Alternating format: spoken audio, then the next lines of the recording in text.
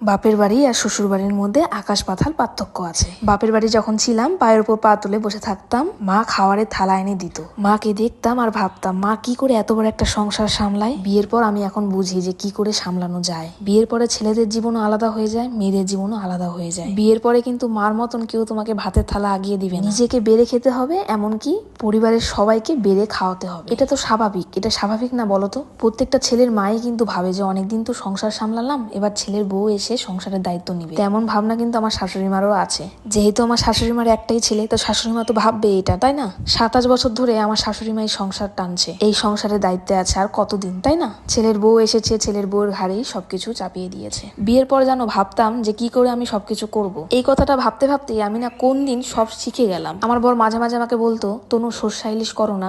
আমি না ভাবতাম যে সর্ষা ইলিশটা কি করে বানাবো। এটা ভাবতে ভাবতেই কবে দুর্দান্ত সর্ষা ইলিশ রান্না শিখে গেলাম। মেয়েরা সব পারে।